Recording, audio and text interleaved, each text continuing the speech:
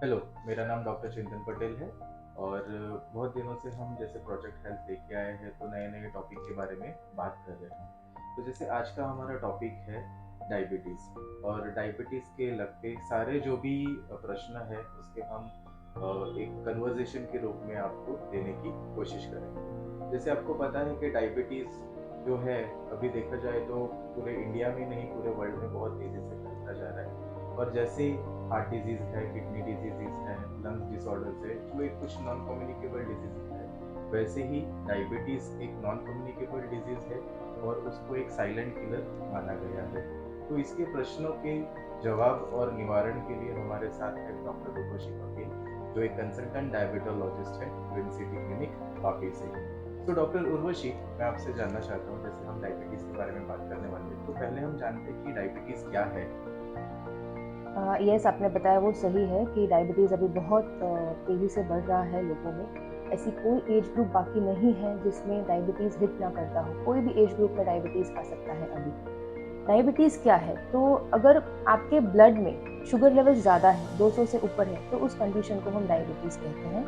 जो इंसुलिन ना बनने की वजह से या फिर इंसुलिन रेजिस्टेंस यानी कि इंसुलिन अच्छे से काम ना करता हो, उस वजह से वो शुगर्स बढ़ सकते हैं। अच्छा, यानी कि बेसिकली आपकी ब्लड शुगर लेवल्स कुछ मात्रा से ज़्यादा ज़्यादा है।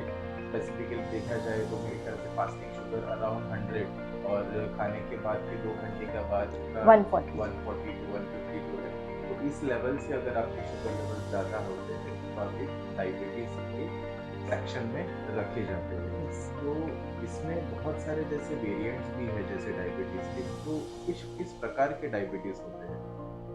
मेन 3 प्रकार के डायबिटीज़ है। टाइप 1 डायबिटीज़ जो छोटे बच्चों में होता है, उसमें इंसुलिन का प्रोडक्शन नहीं होता है, यानी कि इंसुलिन बनता नहीं है। दूसरा एक है टाइप 2 डायबिटीज़, यानी कि इंसुलिन तो बन रहा है बट वो अच्छे से काम नहीं कर रहा है, दैट इज़ इंसुलिन रेजिस्टेंस। और थर्ड एक है जेस्टेशनल डायबिटीज़, यानी कि प्रेगनेंसी के वक्त शुगर्स हायर साइड पे होते हैं and after delivery the sugars are normal, but उनको रिस्क रहता है कि इन फ्यूचर उनको डायबिटीज़ हो सकता है। ये 3 मेजर के अलावा दूसरे भी डायबिटीज़ है, जैसे कि मोडी, लाडा एंड दूसरी जैसे कि पेनक्रियाज़ में कुछ तकलीफ है, तो उस वजह से जो डायबिटीज़ होता है वो। इनके बारे में मैं थोड़ा-सा हाइलाइट करूँगी आपको। एक है लाडा, यानी कि latent auto immune diabetes in young.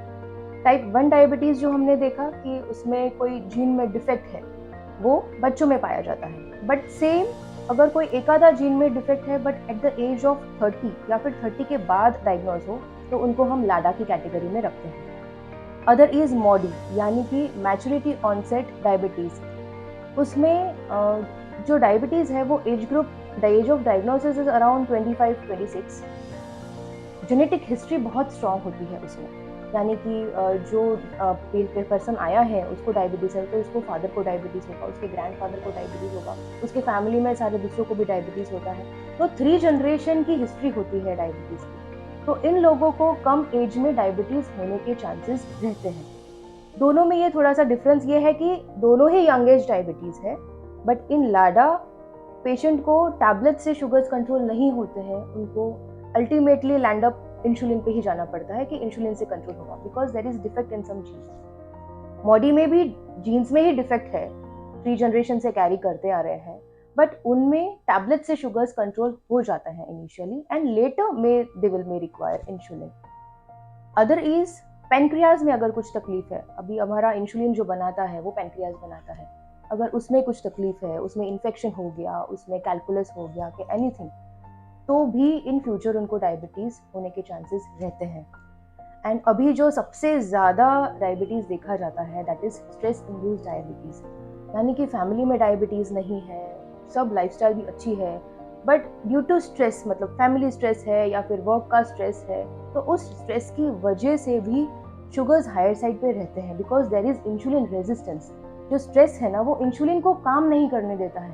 Person में इंसुलिन अच्छे से बनता है, we do the blood test, C peptide करके एक टेस्ट आता है जो बताता है कि इंसुलिन कितना बन रहा है आपकी बॉडी में, and other is insulin levels, कि इंसुलिन लेवल का रेजिस्टेंस आया है कि नहीं है। तो both reports are normal, but there is insulin resistance, insulin भी बन रहा है, insulin is on higher side, and there is nothing, मतलब लाइफस्टाइल भी सब अच्छी है, but there is only one factor, stress. One more diabetes is also drug induced diabetes. कुछ मेडिसिन होती हैं उससे भी डायबिटीज़ हो सकता है, जैसे कि स्टेरॉइड से अभी कोविड में देखा कि स्टेरॉइड वाज यूज्ड इन्फ्लेमेशन के लिए, तो उन लोगों के शुगर्स बढ़ते गए एंड दोज हु रिकवर्ड उसके बाद उनके शुगर्स वापस नॉर्मल भी हो गए थे। एंड जिसकी लाइफस्टाइल थोड़ी अच्छी नहीं थी या फिर पहले से कुछ प्री डायबिटिक ऐसा कुछ हिस्ट्री है, उनको आफ्टर कोविड डायबिटीज़ आया है, मतलब they had to continue with the medicines. So type 1 type 2 gestational diabetes के अलावा हमने मोडी है, लाडा है, स्ट्रेस इंड्यूस्ड डायबिटीज़ है, ड्रग इंड्यूस्ड डायबिटीज़ है, पैनक्रियाज के रिलेटेड डायबिटीज़ है। So there are different types of diabetes. तो ये आपने बहुत अच्छी तरीके से स्ट्रेस किया है कि अगर किसी को डायबिटीज़ का लेबल लगता है, और मेरा तो यही मानना है कि हर एक केस डिफरेंट है, तो पहले अगर आपका डायबिटीज़ आप सेक्शन में या फिर आपको एक रखा जाता है डायग्नोसिस में कि आपको डायबिटीज़ है, मुझे लगता है आप कौन सी कैटेगरी में फॉल करते हैं ये जानना बहुत ज़रूरी है। और ये जितनी सारी कैटेगरीज के बारे में हमने जो बात करी है, जो कैटेगरी में फिट होता है वैसे ही इंडिविजुअलाइज ट्रीटमेंट करनी बहुत ज़रूरी है मेरे ख्याल से। तो जैसे कि डायबिटीज़ को हम डायग्नोस कैसे कर सकते हैं, और डायग्नोस करने के बाद हमें मॉनिटर कैसे करना है कि हमारे शुगर लेवल्स कंट्रोल है नहीं कंट्रोल है, हमारे डायबिटीज़ कंट्रोल में आ रहा है नहीं आ रहा है, ये हमें कैसे पता चलेगा? तो सबसे पहले तो ऐसे ही हम जाके ब्लड टेस्ट करवाते नहीं हैं, बट अगर डायबिटीज़ या कोई भी रोग आपके शरीर में आता है तो बॉडी आपको कुछ कुछ सिग्नल्स देती है। जैसे कि अगर डायबिटीज़ है तो कुछ सिम्टम्स बॉडी देती है, जैसे कि आपको बहुत प्यास लगती है, आपका मुंह सूखने लगता है, आप बार बार पानी पीते रहते हो, आप बार बार यूरिन के लिए जाते हो, रात को भी बार बार उठ के यूरिन के लिए जाते हो, आपको एक वीकनेस फील होती है, वेट लॉस होता है, अनएक्सप्लेन्ड वेट लॉस, मतलब खाना अच्छे से खा रहे हैं लेकिन वजन उतरता जा रहा है, या फिर कोई घाव लगा है वो ठीक नहीं हो रहा है, या फिर जस्ट एक रैंडम होता है कि बस कुछ मन नहीं कर रहा है काम करने का, एक लेजीनेस, एक लो फीलिंग रहती है, तो या फिर यूरिन इन्फेक्शंस। तो ऐसा कुछ भी सिम्टम हो तो एक डाउट मन में आना चाहिए कि मुझे शुगर तो नहीं है ना। या फिर आपके कोई कलीग भी है, कोई घर में है, उनको अगर आप ऑब्जर्व करो कि ऐसा कुछ है, तो फर्स्ट उनको बोलना चाहिए कि आप पहले जाके अपना शुगर चेक करवा लो, शायद डायबिटीज हो सकता है। तो एक रैंडम शुगर एक बार चेक करवा ही लेना चाहिए। एंड अगर रैंडम शुगर 140 से ज़्यादा हो या फिर 200 से ज़्यादा हो तो दैट इज़ द साइन कि शायद डायबिटीज़ हो। तो हमें फर्दर टेस्ट पे जाना है, यानी कि फास्टिंग शुगर चेक करवाना है, पोस्ट प्रैंडियल यानी कि खाने के 2 घंटे बाद का शुगर चेक करवाना है, एंड अदर इज HbA1c। ये टेस्ट से हमें क्लियरली आइडिया आ जाएगा कि डायबिटीज़ है या नहीं है उस पर्सन को। एंड इफ डायबिटीज़ आता है तो एक रूटीन चेकअप जो है सारे ऑर्गन्स का, जैसे लीवर है, किडनी है, कोलेस्ट्रॉल्स है, ये 3 और थायराइड, ये सारे टेस्ट भी साथ में कर लेने चाहिए। बिकॉज शुगर्स जब बढ़ता है तो साथ साथ में ये सब जो ऑर्गन्स जो है वो भी कुछ कुछ डिफेक्ट होते रहते हैं, खास करके ट्राइग्लिसराइड्स। हाई शुगर्स जो है वो हमेशा ट्राइग्लिसराइड्स को बढ़ाते हैं, तो साथ में ये सारे टेस्ट भी हमें रूटीन में करने चाहिए। तो मतलब एक डायबिटीज़ जैसे कि हम वैसे भी जानते हैं कि वो बहुत सारे ऑर्गन्स को अफेक्ट करते हैं, तो स्टार्टिंग में ही कुछ टेस्ट, अलाइड टेस्ट भी अगर हम कर ले तो हमारी कोई कोमॉर्बिडिटीज़ डेवलप हो रही है तो शायद हमें जल्दी पता चल जाए, और plus at the same time कुछ कॉम्प्लिकेशंस का जो हमें ध्यान रखना है उस चीज़ों का हम ध्यान रख सकते हैं। It is very well taken कि आपको डायबिटीज़ है, आप समझिए कि आप कौन सी कैटेगरी में फील कर रहे हैं, आपको जो सिम्टम्स आ रहे हैं उसको समझिए कि हो रहे हैं। अगेन आपका जब डायग्नोस हो जाता है तो सारे टेस्ट हमने आपको बताए हैं और उसको वैसे ही मॉनिटर करना ज़रूरी रहेगा। तो ये रहा डायग्नोसिस पार्ट। लेकिन जैसे कि हर एक के मन में यही रहता है कि ठीक है चलो डायबिटीज़ तो आ गया है तो हमें क्या ट्रीटमेंट लेनी है, इंडिविजुअलाइज ट्रीटमेंट लेनी है, कोई प्रोटोकॉल से हमें चलना है कि क्या फिर हमें जैसे एक लाइफ लॉन्ग ट्रीटमेंट हमें लेनी है क्या, तो क्या है like what are the treatment options? Diabetes जैसे अगर आता है, if you are diagnosed with diabetes, sugar levels थोड़े से ज़्यादा हो, 200 हो, 400 हो, जो भी हो शुगर लेवल्स, इट डिपेंड्स। अगर प्री डायबिटिक स्टेज में हो, प्री डायबिटीज़ यानी कि आपके नॉर्मल से शुगर्स थोड़े से ज़्यादा है बट डायबिटीज़ की कैटेगरी में उस रेंज में नहीं आए हैं, तो what is pre diabetes? Fasting sugar जो हमने बताया था कि 100 से नीचे हो दैट इज़ नॉर्मल, लेकिन अगर 100 से 140 तक जाए that is pre diabetes stage. उससे ज़्यादा जाएगा तो फिर डायबिटीज़ की रेंज में आ जाओगे। खाने के 2 घंटे बाद का शुगर 140 तक नॉर्मल है, बट अगर 140 से 200 तक है तो then it is pre diabetes, and उससे ऊपर जाएंगे तो डायबिटीज है। And we have to also see the HbA1c level कि वो कितना है। अगर 7-8 तक है एंड अगर लाइफस्टाइल पेशेंट की अच्छी नहीं है तो we can go for diet and exercise, and third option is medicine. तो अगर 400 शुगर से डायग्नोज हुआ है कोई पेशेंट तो the first thing we need to do is medicine तो स्टार्ट करनी ही पड़ेगी, बट लाइफस्टाइल मैनेजमेंट यानी कि डाइट एक्सरसाइज फॉलो करना बहुत जरूरी है। So first treatment is diet, then comes exercise, और तीसरे नंबर पे फिर मेडिसिन आएगी। मेडिसिन में टैबलेट्स है और इंसुलिन है। ओके, तो मतलब आपका डायग्नोस जब बनता है तो आपकी शुगर लेवल के हिसाब से आपकी ट्रीटमेंट कैटेगरी होती है। तो अगर आपकी हाई शुगर्स है तो पहले आपकी ट्रीटमेंट से अगेन शुगर लेवल्स को नॉर्मल किया जाता है। एट द सेम टाइम आपको डाइट की मॉडिफिकेशंस और लाइफस्टाइल चेंज करने की जरूरत है। एक्सरसाइज आपकी रूटीन लाइफ में शायद इंकॉर्पोरेट करने की जरूरत है। हर एक का एक ही सवाल रहता है कि मैडम क्या खाना है। तो डायबिटीज पेशेंट क्या खा सकता है, डायबिटीज पेशेंट को कितनी लिबर्टी मिलनी चाहिए, और बहुत सारे जो मिथ्स हैं खाने के रिलेटेड, ये शुगर को और खाना, तो इसमें क्या है आपका? डायबिटीज़ में फर्स्ट एक जो बात बोलते हैं इट इज़ वेरी सिंपल कि आप स्मॉल फ्रीक्वेंट मील्स लो, यानी कि एक साथ ज़्यादा नहीं खाना है, लंबे समय तक भूखे नहीं रहना है। This is the main thing you need to follow, ताकि शुगर आपका कभी भी एकदम हाई ना हो और एकदम लो ना हो। ये ग्लाइसेमिक लोड को भी एक ये मैटर करेगा। ग्लाइसेमिक लोड क्या है एंड ग्लाइसेमिक इंडेक्स क्या है, ये दो चीज़ है। हम जो कुछ भी चीज़ खाते हैं वो एक लेवल पे शुगर बढ़ाएगा, राइट? और सब चीज़ का डिफरेंट डिफरेंट पैटर्न है, डिफरेंट डिफरेंट डाइजेशन के हिसाब से वो शुगर्स को बढ़ाते हैं। तो जो सबसे ज़्यादा तेज़ी से बढ़ाएंगे वो हाई ग्लाइसेमिक इंडेक्स फूड्स है। किसी का 30 होता है, किसी का 50 होता है। जो ज़्यादा रिफाइंड फूड है जिसमें फाइबर्स कम है उनका ग्लाइसेमिक इंडेक्स ये ज़्यादा होता है। So we need to limit that things, यानी कि एंड जो कॉम्प्लेक्स कार्बोहाइड्रेट्स जो हम बोलते हैं, सिंपल कार्बोहाइड्रेट्स हमको कम लेना है, कॉम्प्लेक्स कार्बोहाइड्रेट्स लेना है। तो कॉम्प्लेक्स कार्बोहाइड्रेट्स में जो फाइबर्स कंटेंट आएंगे ना, it will reduce the glycaemic index, मतलब जो शुगर्स बढ़ाने का जो पैटर्न होता है वो। एंड ग्लाइसेमिक लोड इज हम कितनी क्वांटिटी में खाते हैं वो मैटर करता है। तो quality and quantity both things matter in diabetes. जिसका ग्लाइसेमिक इंडेक्स कम हो वैसी चीज़ खानी है, प्लस उसका क्वांटिटी भी हमें कम रखना है। फॉर एग्जाम्पल, एक कोई फूड है जिसका ग्लाइसेमिक इंडेक्स 30 है, बट उसको हम 3 गुना ज़्यादा ले रहे हैं, तो this will be equal to 90। दूसरी बाजू जिसका ग्लाइसेमिक इंडेक्स 50 है, बट वो हमने एक ही पार्ट में लिया, तो that will be just raise your sugar levels 50। तो 90 एंड 50। तो कुछ बोलते हैं कि मैं तो सिर्फ रोटी सब्जी खाता हूँ तो भी मेरे शुगर बढ़ते हैं, बट आप 10 रोटी खाओगे तो शुगर बढ़ेंगे। और दूसरी बाजू कोई आइसक्रीम खा के भी, अरे वो तो सब खाता है, आइसक्रीम खाता है, गुलाब जामुन खाता है, फिर भी उसके शुगर्स नहीं बढ़ते हैं, बट वो क्वांटिटी कम लेते होंगे तो इसलिए नहीं बढ़ते हैं। तो आप कितना खाते हो, कितनी क्वांटिटी में खाते हो, वो भी बहुत मैटर करता है in diabetes. And it should be balanced one. Carbohydrates, proteins, fats और फाइबर्स, ये सब चीज़ आपके प्लेट में होना चाहिए। And according to your weight, आपका वजन कितना है उस बेसिस पे, अगर आपको वजन कम करना है तो वो क्वांटिटीज जो है वो उस हिसाब से हमें कम करनी चाहिए। तो कार्बोहाइड्रेट में मैंने बताया कि कॉम्प्लेक्स वन हमें लेना है, डायरेक्ट शुगर्स नहीं लेना है। जैसे कि गुड़ के बारे में भी बोलते हैं, तो गुड़ है, शक्कर है, स्वीट्स है, वो सब चीज़ें हम अवॉइड करते हैं, refined one.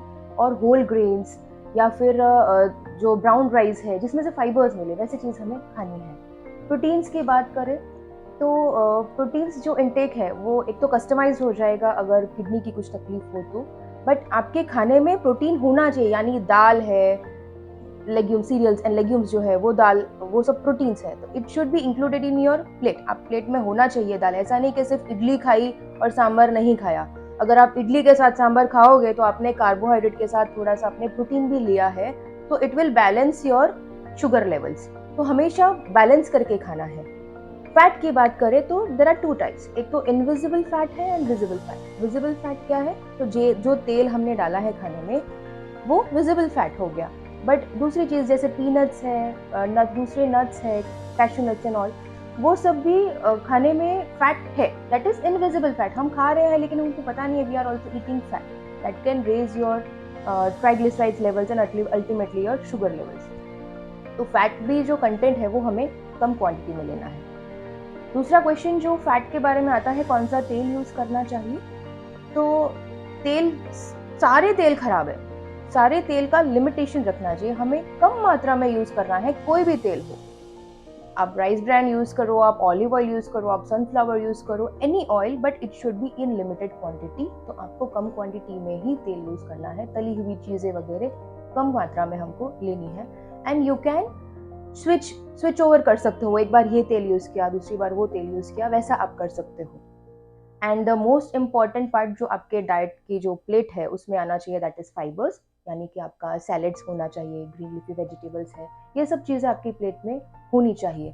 Fibres will slow down your digestion process. तो खाना जो है वो धीरे धीरे पचेगा, तो धीरे धीरे शुगर लेवल्स जाएंगे। नहीं, फाइबर्स नहीं है, हमने डायरेक्ट स्वीट्स खाए तो वो एकदम से शुगर्स बढ़ेंगे, एनर्जी ऑब्वियसली मिलती है but sugar levels will rise suddenly, a peak आएगा एकदम बड़ा सा। बिल्कुल, आपकी एकदम बात सही है। जैसे अगर हमारी रूटीन पद्धति भी अगर ओल्ड एज से देखा जाए तो एक बैलेंस डाइट को हमेशा महत्व दिया गया है, और हमारे बैलेंस डाइट में यही है कि सारे जो मैडम ने कार्बोहाइड्रेट्स, प्रोटीन्स, फैट्स की बात करी है, तो ये सारे हमारे थाली में बनते ही थे। जैसे सब्जी, रोटी, दाल, चावल, सलाद, अचार, ये सब चीज़ें हमारे थाली में रहती ही थी, जो भी धीरे धीरे शायद पिज़्ज़ा, बर्गर, वड़ा पाव, समोसा, ये सब लाइट चीज़ों में हो गई है।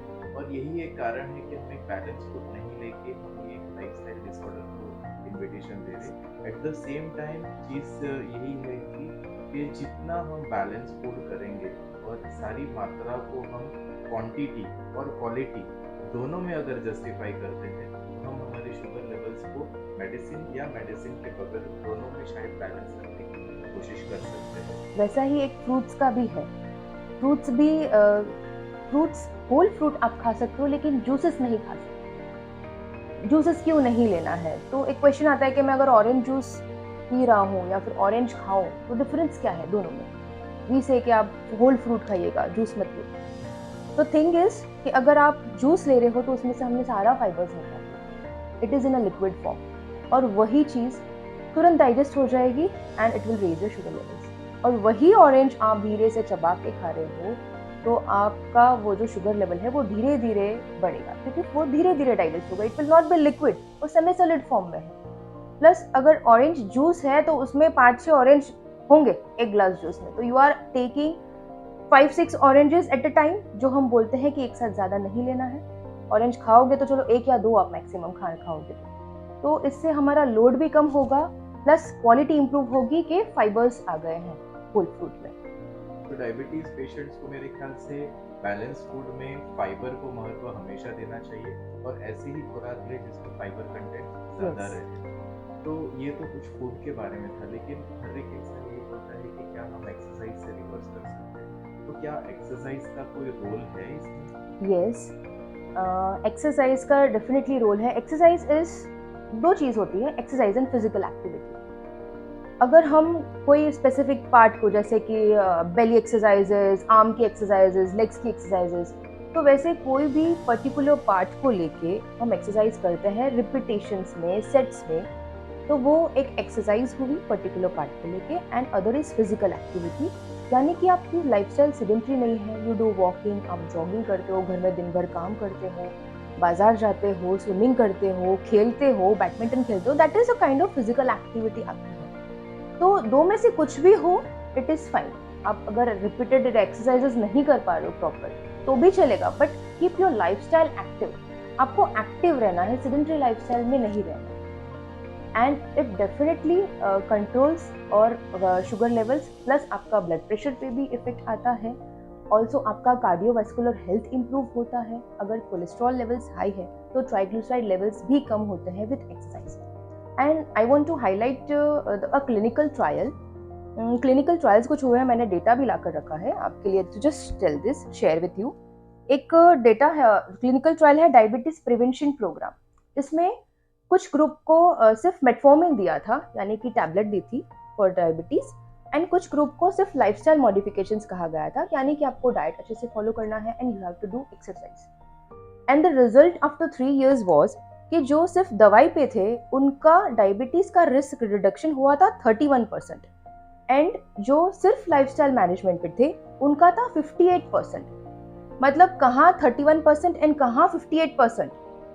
सिर्फ दवाई खाई, एक्सरसाइज वगैरह कुछ नहीं किया, कुछ डाइट फॉलो नहीं किया, एंड अदर इज दवाई नहीं ली लेकिन सिर्फ डाइट एक्सरसाइज किया, तो result was more in lifestyle management. दूसरा भी एक क्लिनिकल ट्रायल था, that was Indian diabetes prevention programme. इस प्रोग्राम में भी यही था कि एक ग्रुप को सिर्फ दवाई दी, एक ग्रुप को सिर्फ डाइट एक्सरसाइज लाइफस्टाइल मैनेजमेंट, और दूसरे ग्रुप को सारी दोनों चीज, मतलब खाना भी मतलब प्रॉपर देना है उनको, एक्सरसाइज भी करवानी है और दवाई भी देनी है। तो ये 3 ग्रुप्स डिवाइड हुए थे। तो जो मेटफॉर्मिन मतलब सिर्फ दवाई देके जो ग्रुप का किया था उसका रिस्क रिडक्शन था 26%, एंड लाइफस्टाइल मैनेजमेंट का था 28.5%, एंड जिसमें दोनों दिया गया था उनका था 28.2%। यानी कि लाइफस्टाइल और लाइफस्टाइल प्लस मेडिसिन का रिजल्ट सेम था 28%, एंड ओनली मेडिसिन का रिजल्ट था लेसर साइड पे, वो जो था 26%। तो अगर आप दवाई लो और लाइफस्टाइल भी मैनेज करो तो भी रिजल्ट सेम है, और सिर्फ लाइफस्टाइल मैनेज करो तो भी रिजल्ट सेम है। तो why not to try first with only lifestyle management rather than to go with medicine. अगर आपके शुगर लेवल्स जस्ट अभी अभी डायबिटीज डिटेक्ट हुआ है एंड थोड़ा सा लोअर साइड पे है, बट डायबिटीज कह सके उतने नहीं है, या फिर इट इज अराउंड 200-250 के आसपास ही है, तो my advice will be first to go for lifestyle management, then we will go for medicines, not to start directly with medicines. बिल्कुल बिल्कुल, वैसे भी एक वो तो चीज़ है ही कि सिर्फ एक बार शुगर किया और हाई आ गया मतलब आपने डायबिटीज की मेडिसिन शुरू कर Yes. दी है, तो बिल्कुल गलत Yes, बात गलत है। है।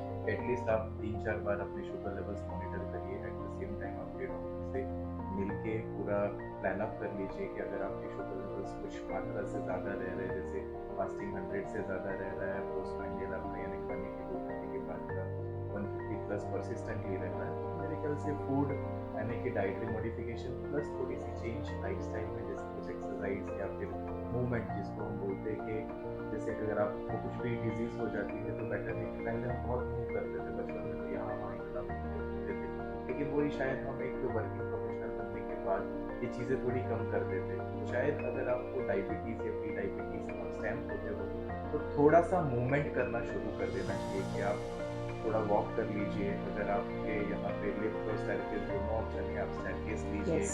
और आपके वर्क स्पेस पे हर घंटे 2 घंटे पे थोड़े 2-3 चक्कर ले लीजिए। इससे कैसे कि आपका जो भी कैलोरी इंटेक है वो बर्न होना शुरू हो जाए, तो at the same time body stimulate रहेगा, इंसुलिन ज़्यादा प्रोड्यूस करेगा और आपको शुगर को बैलेंस करने में ज़्यादा मदद होगी। शायद इसी चीज़ों को हाईलाइट करने के लिए आपने एक प्रोग्राम शुरू किया है, Yes. Diabetes reversal programme. तो ये प्रोग्राम क्या है और ये प्रोग्राम किस तरीके से फंक्शनलाइज होता है और ये दूसरे ट्रीटमेंट प्रोटोकॉल से कैसे अलग है, हमें जानना चाहिए। तो ये जो हमने अभी शुरू किया है डायबिटीज रिवर्सल प्रोग्राम, ये स्पेसिफिकली टाइप 2 डायबिटीज के लिए है, जिसमें major factor is insulin resistance, यानी कि इंसुलिन काम नहीं करता है, ये उन लोगों के लिए है। प्लस जो प्री डायबिटिक स्टेज में डिटेक्ट हुए हैं, यानी शुगर्स थोड़े से ज़्यादा है बट डायबिटीज़ के स्टेज में अभी तक नहीं आए हैं, तो they can reverse their diabetes with lifestyle modifications, यानी डाइट एक्सरसाइज कुछ जो फॉलो करना है हेल्दी लाइफस्टाइल से वो लोग रिवर्स कर सकते हैं। बट यहाँ पे मैं क्लियर करना चाहूँगी कि रिवर्स किया मतलब कि आपका जो HbA1c जो हायर साइड पे था वो हम नॉर्मल पर लेकर आए, बट उसके बाद आपको वो लाइफस्टाइल कंटिन्यू रखनी है। ये diabetes is a chronic life long disease, ऐसा नहीं है कि बुखार आया 2 दवाई दी 3 दवाई ली ठीक हो गया फिर लाइफ टाइम आया ही नहीं, जैसे लाइफस्टाइल पहली थी वैसे शुरू हो गई, वैसा नहीं है। आपको सेम लाइफस्टाइल फॉलो करते रहना है एक बार डायबिटीज रिवर्स हो गया उसके बाद, because type 2 diabetes can be controlled. Reverse हुआ मतलब it is controlled and you are back to normal levels, but वो क्योर नहीं हुआ है।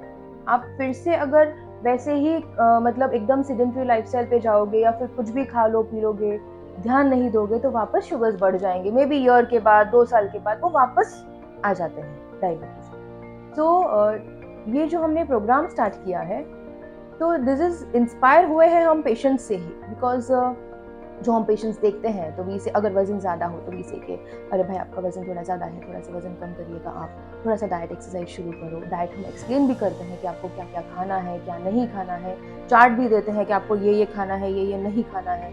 वो पेशेंट जो न्यूली डायग्नोज होता है वो एकदम मोटिवेट होके सब चीज़ फॉलो करता है, मुझे यही खाना है, ये नहीं खाना है, वॉक पे जाना है। दे डू फॉर 3 डेज़, 5वें दिन जहाँ थे वहीं पे आ जाते हैं वो, and they don't do anything. फिर जब महीने के बाद आएँगे दिखाने के लिए, दे से के वॉक करता था लेकिन अभी 10-15 दिन से बंद है। ये अभी मैं रोज़ ही सुन रही हूँ। दूसरा एक रीज़न सुन रही हूँ मैं, अभी तो शादी का सीज़न चल रहा है ना, तो कुछ-कुछ खाने में आ जाता है। तो दिस ऑल आर थिंग्स, ये सब माइंड का गेम है। मतलब आपको आपके ऊपर कंट्रोल रहना चाहिए। शादी है तो क्या हुआ, आपके शुगर लेवल बढ़ जाएँगे, it is going to damage you. तो शादी का खाना खाया ही नहीं है लाइफ टाइम, तो you should not raise your sugar levels by eating all the sweets और इतना हेवी फूड खा के। तो अगर शादी में भी जाते हो तो हैव लिमिट ना, आपको ये चीज़ खानी है, क्वांटिटी कम खानी है, you can do that way also. तो ये सब बहाने सिर्फ मिलते रहते हैं एवरी टाइम, ए 1 2 कुछ भी बहाने मिलते हैं। दूसरा एक है सुबह जल्दी नहीं उठ पाते हैं, वो भी एक बहाना होता है। अरे काम दिन भर इतना होता है, कहाँ उठे, कहाँ एक्सरसाइज करें मैडम, आप दवाई दे दो, दवाई से कंट्रोल कर लो। तो फॉर दिस पीपल जो स्टिक नहीं रह पाते हैं एक्सरसाइज को फॉलो करने में या अपनी लाइफस्टाइल चेंज में, हमारे लिए उनके लिए ये प्रोग्राम है कि वो अगर ज्वाइन करते हैं तो एक हमारा क्लोज फॉलोअप रहता है उनके ऊपर, because we have this programme for 6 months. But 6 months के लिए आप हमारे साथ एंगेज रहते हैं।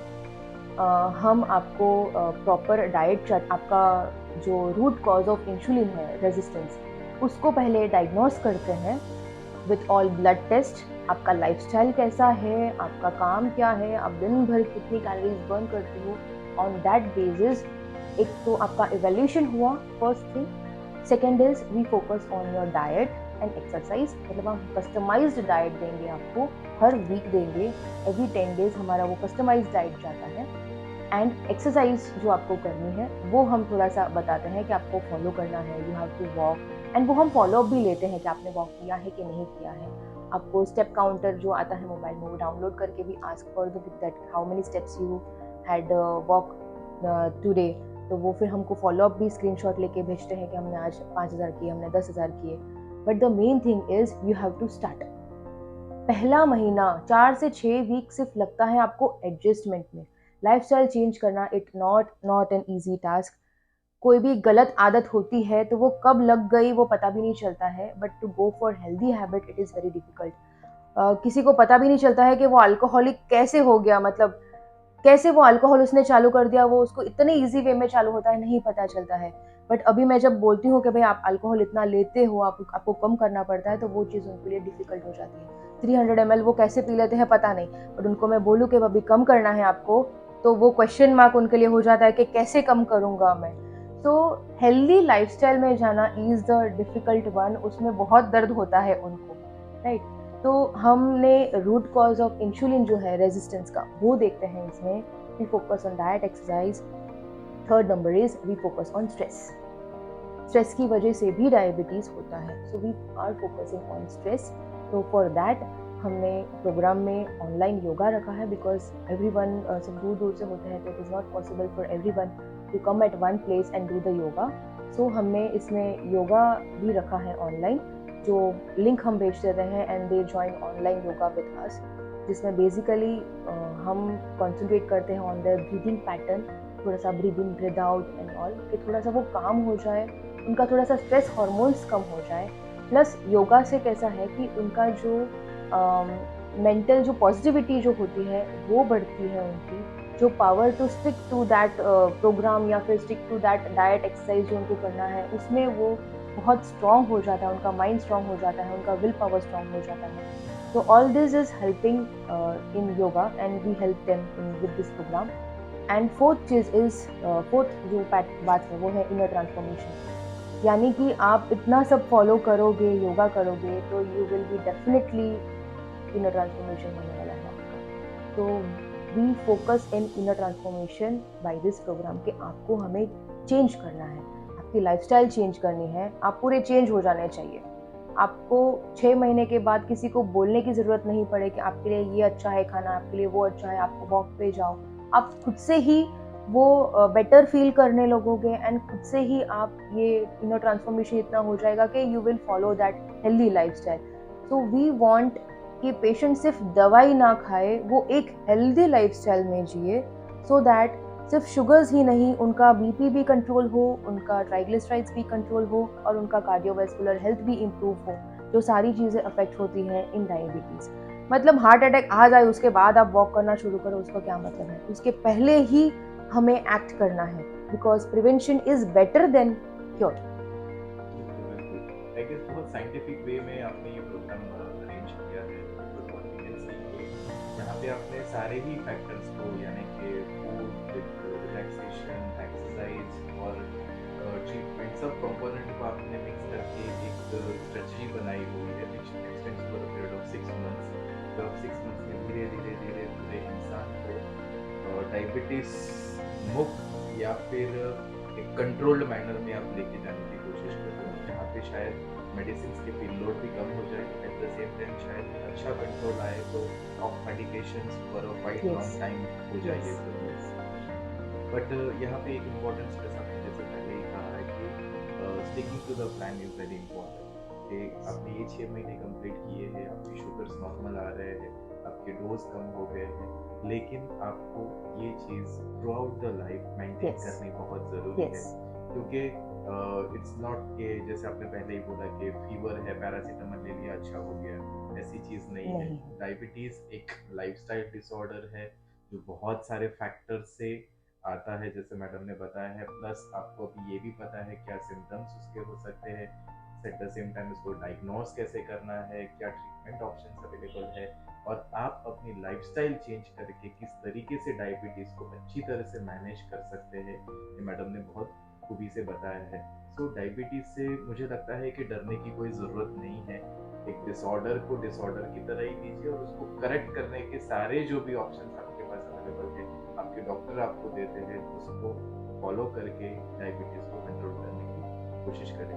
मैम यहाँ पे आप मैसेज क्या देने चाहोगे हर एक व्यक्ति को जो इंडिया में है या बाहर है? क्योंकि एक लिटरेचर में पढ़ रहा था जिसमें यही कर रहे थे कि लाइक 10 में से एक प्री डायबिटीज है जो कन्वर्ट हो जाएंगे डायबिटीज में, विच इज अराउंड 7%। और रीसेंट एक डेटा के हिसाब से 537 million people are suffering from diabetes पूरे वर्ल्ड में, जो 2045 में ऑलमोस्ट 700 मिलियन हो जाने वाले हैं। तो हम इस तरीके से कंट्रोल करें डायबिटीज को और इस तरीके से एक लाइफ हमें गुजारनी चाहिए। आप कुछ यहाँ पे अपना टेक होम मैसेज देना चाहते हैं? मैंने एक लाइन कही, prevention is better than cure. ये चीज़ को हमेशा ध्यान रखना है। आपको कुछ भी सिम्टम्स आते हैं तो उसे अवॉइड मत कीजिए। कुछ भी ऐसा लगता है कि मुझे कुछ तकलीफ है, आप अपने डॉक्टर के पास जाइए, आपका चेकअप करवाइए, अपने हेल्थ को प्रायोरिटी दीजिए rather than doing any other things. और या फिर कि ऐसे कि नहीं मैं जाऊंगा, शुगर आ जाएगा तो फिर तकलीफ होगी, मेरी मेडिसिन चालू हो जाएगी, बीपी आ जाएगा तो बीपी की मेडिसिन चालू हो जाएगी। हर एक डिजीज़ आपको कुछ ना कुछ सिग्नल्स देती है। आप अगर उसको स्टेज 1 में ही डिटेक्ट कर लो और मेडिसिन चालू कर दो तो सिर्फ लाइफस्टाइल मॉडिफिकेशन से ठीक हो जाओगे, जैसे मैंने आपको बताया था पहले। कोई भी डिजीज़ को एक कैंसर की तरह से देखना है। फर्स्ट स्टेज में डिटेक्ट हो गया तो मे भी कुछ दवाइयाँ लेके ठीक हो गए, सेकेंड स्टेज में डिटेक्ट हुआ तो मे भी कुछ दवाई और कुछ इंजेक्शंस लेना पड़ा, ठीक हो गए। थर्ड स्टेज आया तो ठीक है चलो सर्जरी करी और ठीक हो गए। बट फोर्थ स्टेज आया तो फिर क्या करना है? Then doctors can also do nothing. फिर क्या होगा क्या कि भाई कुछ नहीं कर सकते हैं, आपको इसके साथ ही जीना है, आपको ये डैमेज के साथ ही रहना है, कुछ नहीं कह सकते, कोई ट्रीटमेंट नहीं है। तो कोई भी डिजीज़ अगर ऐसे स्टेजेस में ही है तो फर्स्ट स्टेज में ही अगर हमको पता चल जाए तो easily it will be controlled. हमको क्यों उधर तक जाना है? तो आपको छोटे से छोटा भी सिम्टम होना तो आप अपने डॉक्टर के पास जाइए, रैदर देन कि आप चलने की हालत में भी ना हो तब आओ डॉक्टर के पास कि मैं उठा नहीं जा रहा है, बैठा नहीं जा रहा है, अब कुछ करो डॉक्टर साहब। वैसे स्टेज तक आपको वेट करना ही नहीं है। आप अपने हेल्थ को लेके इतने कॉन्शियस रहो कि आपकी बॉडी में कुछ भी चेंज हो रहा है, सबसे पहले आपको ही पता चलेगा। कुछ भी चेंज हो, मेरे बॉडी में भी थोड़ा-सा फीवरिश भी होगा ना, जो थर्मोमीटर पे भी नहीं दिखेगा, but I will feel that कि हाँ, मुझे थोड़ा-सा अनईज़ीनेस लग रही है, थोड़ा-सा शरीर में बुखार जैसा लग रहा है। तो आप उसी स्टेज में डॉक्टर के पास जाओ, तो वो आपको डायग्नोज़ कर सकते हैं, ट्रीट कर सकते हैं। अर्ली डायग्नोसिस करोगे तो ट्रीटमेंट भी उसका उतना अच्छे से हो पाएगा and you will be living more better life with that. तो early diagnosis and treatment is my take home message के वेरी उस वेल पे जाना टेकन, है। Very well taken. Prevention is always better than cure. और early diagnosis जितनी भी रहेगी कोई भी डिजीज की, वो आपको डिजीज मुक्त कराने में ज़्यादा से ज़्यादा फायदा करेगा। तो यहाँ पे हम यही एंड करेंगे हमारे सेशन को कि डायबिटीज़ क्या है, किस तरीके से उसके सिम्टम्स आते हैं, उसके डायग्नोसिस ऑप्शंस क्या है, किस तरीके से हम कंट्रोल कर सकते हैं। An amazing programme which is diabetes reversal programme, जो आपकी पूरी लाइफस्टाइल को पूरा चेंज कर देगा। तो यहाँ पे stay amazing, keep glowing, keep growing. Thank you so much for watching. Thank you.